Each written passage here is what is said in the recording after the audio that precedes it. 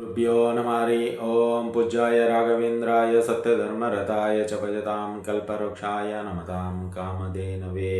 ಸಮಸ್ತ ಶ್ರೀ ಸರಳ ಪರಿಹಾರ ಜ್ಯೋತಿಷಾಲಯ ಸದಸ್ಯರೆಲ್ಲರಿಗೂ ಈ ನಿಮ್ಮ ರಾಘವೇಂದ್ರ ಹರಿತಸ ಗುರುಜಿ ಮಾಡುವ ನಮಸ್ಕಾರಗಳು. ಸಾಪ್ತಾಹಿಕ ಭವಿಷ್ಯದಲ್ಲಿ 7ನೇ ರಾಶಿಯಾಗಿರ್ತಕ್ಕಂತಹ ತುಲಾರಾಶಿ, ಈ ತುಲಾರಾಶಿಯವರೆಗೆ ಜುಲೈ ಮಾಸದ 4ನೇ ವಾರದ ಭವಿಷ್ಯ ಹೇಗಿದೆ, ಅನುಕೂಲತೆ ಏನು, ಅನಾನುಕೂಲತೆ ಏನು ಹಾಗೂ ಪರಿಹಾರಗಳು ಯಾವ ರೀತಿಯಲ್ಲಿರುತ್ತೆ ಈ ತುಲಾರಾಶಿಯವರಿಗೆ ಎಂಬುದನ್ನು ತಿಳಿದುಕೊಳ್ಳೋಣ.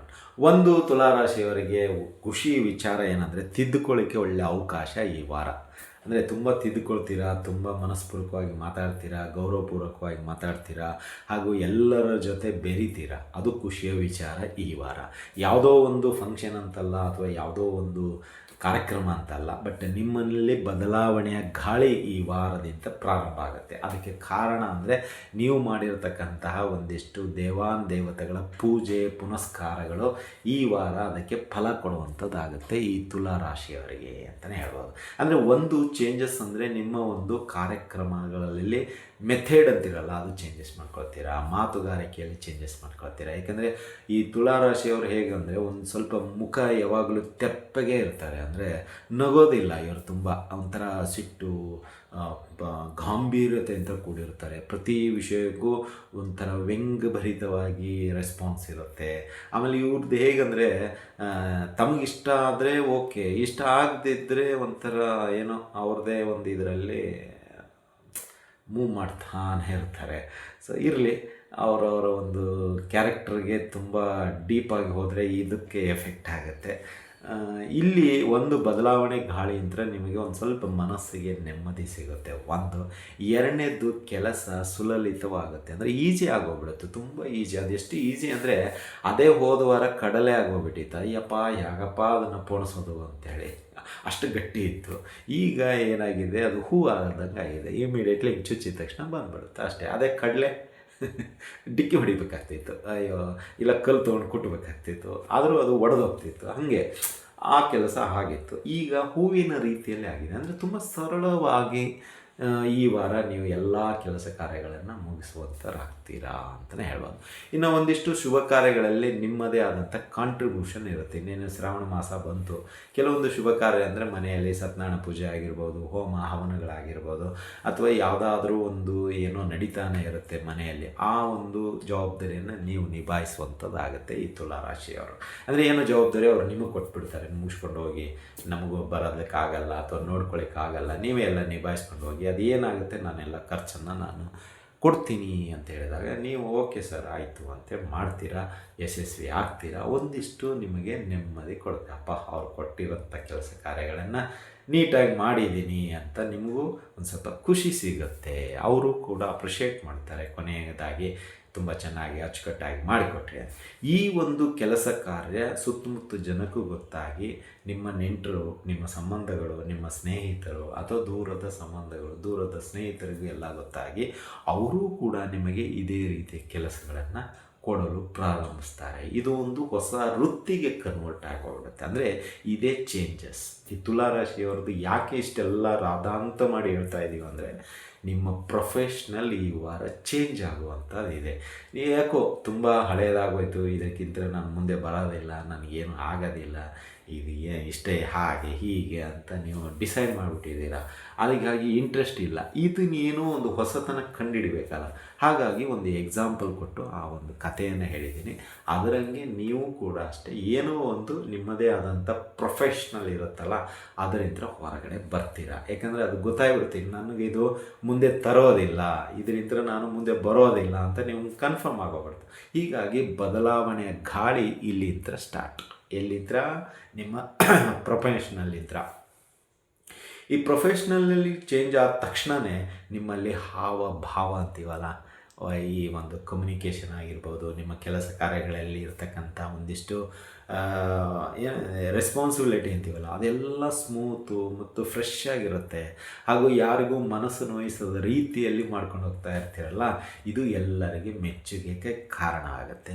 ಈ ಕೆಲಸ ನಿಮಗೆ ಎಲ್ಲೋ ಒಂದು ರೀತಿ ಹೆಸರು ಕೊಡುವಂತೆ ಆಗುತ್ತೆ ಅನ್ನೋ ಒಂದು ಭಾವನೆ ನಿಮ್ಮಲ್ಲಿ ಸೃಷ್ಟಿಯಾಗುತ್ತೆ ಅಂತಲೇ ಹೇಳ್ಬೋದು ಈ ತುಲಾ ರಾಶಿಯವರಿಗೆ. ಅಂದರೆ ಒಂದು ಈ ಜುಲೈ 4ನೇ ವಾರದಿಂದ ನಿಮಗೆ ಒಂದು ರೀತಿ ಬದಲಾವಣೆ ಗಾಳಿ ಹೇಗಿರುತ್ತಂದರೆ ಎತ್ತರ ಹಂತಕ್ಕೆ ಕೊಂಡೊಯ್ಯುವಂಥ ಹಂತ ನಿಧಾನವಾಗಿ ಆದರೂ ಅದಕ್ಕೆ ಒಂದು ಸ್ಪಷ್ಟತೆ ಸಿಗುವಂತಾಗುತ್ತೆ ನಿಮ್ಮಲ್ಲಿ ಅಂತಲೇ ಹೇಳ್ಬೋದು. ಅಂದರೆ ನಿಧಾನಕ್ಕಾಗುತ್ತೆ. ಒಂದೇ ದಿನಕ್ಕೆ ನಾವು 10ನೇ ಸ್ಟೆಪ್ ಹತ್ತಲಿಕ್ಕೆ ಆಗಲ್ಲ. ಒಂದಿನ 1, 2, 3 ಅದು ಹತ್ತಿದಾಗ ಏನಾಗುತ್ತೆ ಅಂದರೆ ಈ ಬ್ಯಾಲೆನ್ಸ್ ಮಾಡ್ಬೋದು. ನಾವು ಒಂದೇ ದಿನ ಮೇಲೆ ಕೂತ್ಕೊಂಡ್ಬಿಟ್ಟು ನಾಳೆ ತಲೆಗಿಳಿದ್ಬಿಟ್ಟೆ ಅಂದರೆ ನಮ್ಮನ್ನು ಅಪಹಾಸ್ಯ ಮಾಡ್ತಾರೆ. ಹಾಗಾಗಬಾರ್ದಲ್ಲ. ಹಾಗಾಗಿ ದೇವರು ನಿಮಗೆ ಒಂದೊಂದೇ ಸ್ಟೆಪ್ಪನ್ನು ಈ ದಿನದಿಂದ ಪ್ರಾರಂಭ ಮಾಡಿ ನಿಮ್ಮನ್ನು ಎಲ್ಲಿ ಕೂಡಿಸ್ಬೇಕೋ ಅಲ್ಲಿ ನಿಧಾನಾಗಿ ಕೂಡಿಸಿ ವಿಶ್ರಾಮ ತಗೋ ಅಂತೇಳಿ ಅವರು ವಾಪಸ್ ಹೋಗ್ತಾರೆ. ಸೊ ಅದು ಈ ತುಲಾರಾಶಿಯವರಿಗೆ ಈ ವಾರ ಸಿಗುವಂಥ ಕ್ರೆಡಿಟು ಅಂತಲೇ ಹೇಳ್ಬೋದು. ಇನ್ನು ಎರಡನೇ ವಿಷಯಕ್ಕೆ ಬರೋದಾದರೆ ಮನೆಯಲ್ಲಿ ಸ್ವಲ್ಪ ನಿಮ್ಮ ಪರವಾಗಿ ಜಾಸ್ತಿ ಯೋಚನೆ ಮಾಡ್ತಾನೆ ಇರ್ತಾರೆ.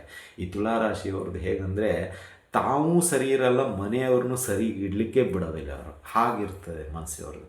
ಅದರಲ್ಲಿ ಯಜಮಾನ ಆಗಿದ್ದರೆ ತುಂಬ ಎಡವಟ್ಟು ಮಾಡ್ಕೊಂಡು ಬಿಟ್ಟಿರ್ತಾನೆ. ಅಧಿಕವಾದ ಸಾಲಗಳು, ಸರಿಯಾದ ಪ್ರಮಾಣದಲ್ಲಿ ಯಾವುದೂ ಪ್ಲ್ಯಾನಿಂಗ್ ಇರಲ್ಲ, ಯಾರು ಹೇಳಿದ ಮಾತು ಇವ್ರು ಕೇಳೋದೇ ಇಲ್ಲ. ಒಂಥರ ಉಡಾಫೆ ಉತ್ತರ, ಉಡಾಫೆ ವರ್ತನೆ, ತಮ್ಮ ಮನಸ್ಸಿಗೆ ಹೆಂಗೆ ತಿಳಿತಾ ಹಂಗೆ ಹೋಗೋದು, ಏನು ಬೇಕಾದ್ರೆ ಮಾಡ್ಕೊಳ್ಳೋದು. ಆಮೇಲೆ ಎಲ್ಲ ಸಮಸ್ಯೆಗಳು ಮನೆಯಲ್ಲಿ ತೊಗೊಂಡು ಬರೋದು, ಅವ್ರ ಹತ್ರ ಬಯಸ್ಕೊಳ್ಳೋದು, ಇವ್ರ ಹತ್ರ ಬಯಸ್ಕೊಳ್ಳೋದು, ಇವರು ಅವ್ರಿಗೆ ಬೈಯೋದು. ಇದೇ ನಿತ್ಯ ನಿರಂತರ ನಮಗೆ ಈ ತುಲಾರಾಶಿಯವ್ರದ್ದು ನಡೀತಾನೆ ಇರುತ್ತೆ. ಇದಕ್ಕೆ ಕಾರಣ ಜಾತಕರಲ್ಲಿ ಇರ್ತಕ್ಕಂಥ ಒಂದಿಷ್ಟಿದು. ಬಟ್ ಲಕ್ಷಣಗಳು ಈ ರೀತಿ ಇರುತ್ತೆ ಇವರು. ಹಾಗಾಗಿ ಈ ತುಲಾರಾಶಿಯವ್ರದ್ದು ಸ್ವಲ್ಪ ನಾವು ಹೇಳೋದಿಷ್ಟೇ, ಈ ವಾರ ಟೈಮ್ ಚೆನ್ನಾಗಿದೆ, ಅದನ್ನು ಮುಂದುವರ್ಸ್ಕೊಂಡು ಹೋಗೋದು ತುಂಬ ಉತ್ತಮ ಅಂತ ನಾವು ಹೇಳೋದು.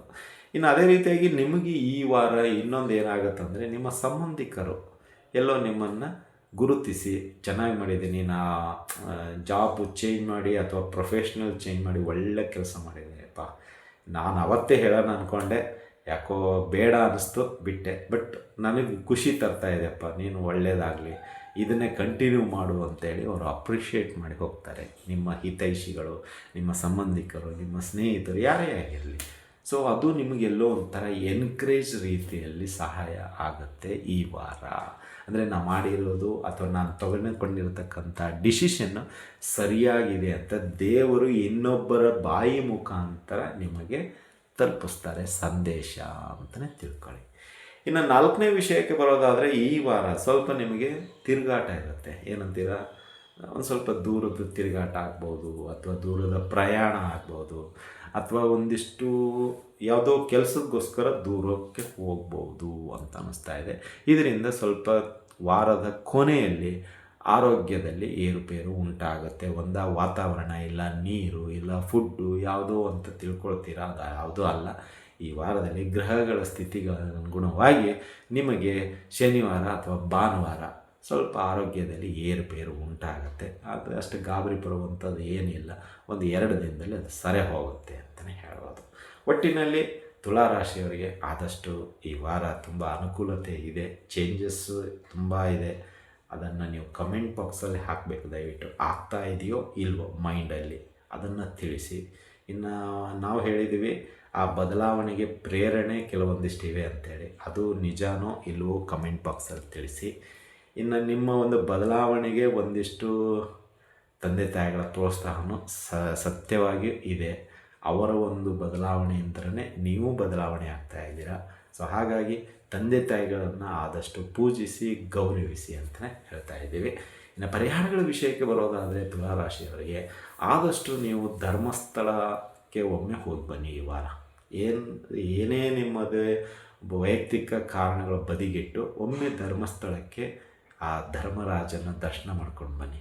ಆವಾಗ ನಿಮಗೆ ಗೊತ್ತಾಗುತ್ತೆ ಮುಂದಿನ ದಿನಗಳಲ್ಲಿ ನನಗೆ ಏನು ಸಿಗುವಂಥದ್ದಾಗುತ್ತೆ. ಒಂದಿನ ಇವತ್ತು ನೈಟ್ ಬಿಟ್ಟರೆ ಮರುದಿನ ದರ್ಶನ ಮಾಡ್ಕೊಂಡು ಮತ್ತೆ ನೀವು ಬಂದುಬಿಡ್ಬೋದು ನೈಟ್ ಬಿಟ್ಟು. ತುಂಬ ಅನುಕೂಲ ಇದೆ ಎಲ್ಲ ಕಡೆ, ಹೋಗಿ ಬನ್ನಿ. ಸೊ ಇದರಿಂದ ಏನಾಗುತ್ತೆ ಅಂದರೆ ಮಾನಸಿಕ ನೆಮ್ಮದಿ ಸಿಗುತ್ತೆ. ಆಮೇಲೆ ನಿಮಗೆ ಕೆಲಸದಲ್ಲಿ ವೇಗ ಸಿಗುವಂಥದ್ದಾಗುತ್ತೆ ಅಂತ ಹೇಳ್ಬೋದು. ಇನ್ನು ನಿಮಗೆ ಮಂಗಳವಾರ ದಿನ ಗಣೇಶ ದೇವರಿಗೆ ಗರಿಕೆಯನ್ನು ಸಮರ್ಪಣೆ ಮಾಡಿ. ಇದರಿಂದ ಸ್ವಲ್ಪ ಏನಾದರೂ ಮಾನಸಿಕ ಒತ್ತಡ ಅಥವಾ ದ್ವಂದ್ವ ನಿರ್ಧಾರ ಅಂತೀವಿ, ಮತ್ತೆ ನಿಮಗೆ ಪುನಃ ಬರ್ತಾ ಇದ್ದರೆ ಅದು ಗಣೇಶ ಸ್ವಲ್ಪ ಹೋಲ್ಡ್ ಮಾಡಿಸಿ ನಿಮಗೆ ಒಳ್ಳೆಯ ಮಾರ್ಗದರ್ಶನವನ್ನು ನೀಡುವಂತನಾಗ್ತಾನೆ ಅಂತ. ಇದಾಗಿತ್ತು ತುಲಾರಾಶಿಯವರ ಈ ವಾರದ ಭವಿಷ್ಯ. ನಿಮಗಿಷ್ಟ ಆಗಿದ್ದರೆ ಲೈಕ್ ಮಾಡಿ, ಇನ್ನೂ ಇಷ್ಟ ಆಗಿದ್ದರೆ ಕಮೆಂಟ್ ಬಾಕ್ಸಲ್ಲಿ ಏನು ಇಷ್ಟ ಆಗಿದೆ ಅನ್ನೋದನ್ನು ತಿಳಿಸಿ. ಹಾಗೂ ನಮ್ಮ SSP ಜ್ಯೋತಿಷ್ಯಾಲಯ ಚಾನಲನ್ನು ಬೆಂಬಲಿಸಿ ಅಂತ ಹೇಳ್ತಾ ಇಲ್ಲಿಗೆ ಮುಗಿಸ್ತಾ ಇದ್ವಿ. ಮತ್ತೆ ಮುಂದಿನ ರಾಶಿಯೊಂದಿಗೆ ಭೇಟಿಯಾಗೋಣ. ಅಲ್ಲಿವರೆಗೆ ಶುಭಮಸ್ತು, ಶುಭಂ ಭಯಾತ್, ಸರ್ವೇ ಜನಃ ಸುಖಿನೋ ಭವಂತು.